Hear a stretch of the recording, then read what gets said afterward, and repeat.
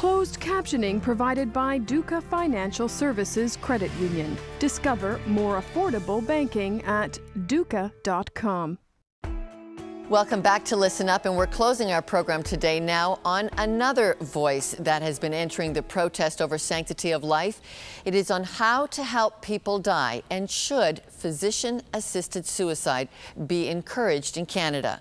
We're joined now by Dr. Jose Pereira, a leading authority on palliative care. He has spent years helping people die well. Dr. Pereira from Ottawa, thank you for being with us. Thank you very much, Lorna, for the opportunity. Now, you're concerned we put around a bigger understanding of how to discuss this issue. What are some of the big issues that we need to be looking at when we start to discuss physician-assisted suicide? Well, my thoughts stem from my experience in Switzerland, because I worked for about 3 years in Switzerland, from the end of 2005 through to 2008, and in Switzerland, physician-assisted suicide is allowed.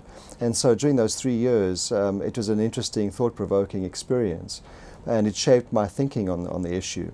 When I asked myself, what are the lessons that I think I would bring back to Canada, now that I'm working in Canada again, in Ottawa, there are a few that jump out for me. And the first one is the importance of ensuring that there's excellent access to palliative care for anyone who has a progressive incurable illness. The second one is that a slippery slope does exist. The third one, I think, is the importance of, if there's going to be a debate in the country about this, then we shouldn't call it the Death with Dignity Act or whatever it is. We should leave dignity out of it. And I can explain that a bit later. And the fourth one, which I think is extremely important, is that everyone, the whole society, is informed. And that is health professionals going through their medical school, nursing school, etc., but also the public is informed about the issue.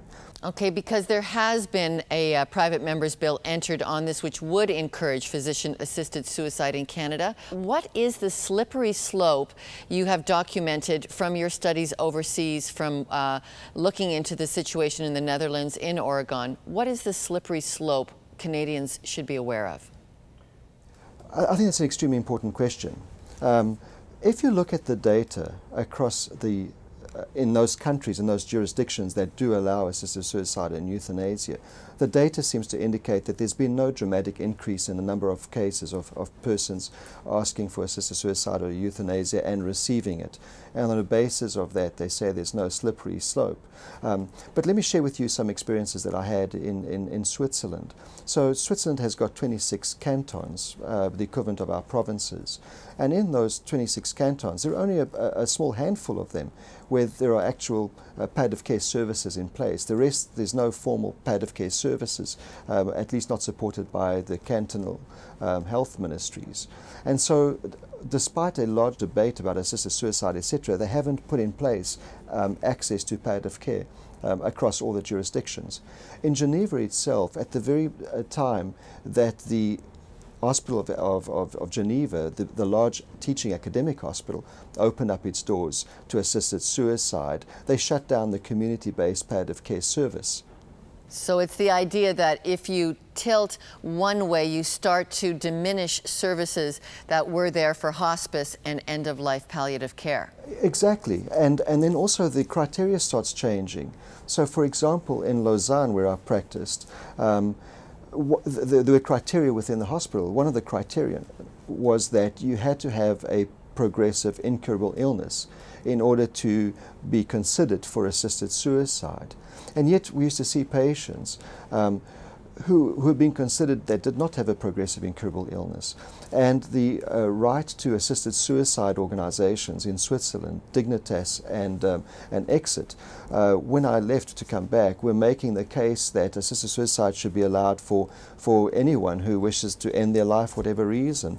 If protest is not the way to discuss this in Canada, what do you advise is the correct way forward on this? On the topic of dignity, I think one of the points I made is that I think we should avoid using that terminology, because in calling it, such as in Oregon, calling it the Death with Dignity Act, we are implying that you can only die with dignity if you die through assisted suicide or euthanasia, and I would disagree with that. All right, Dr. Jose Pereira, thank you very much for being with us. Thank you very much for the opportunity. Really appreciate it.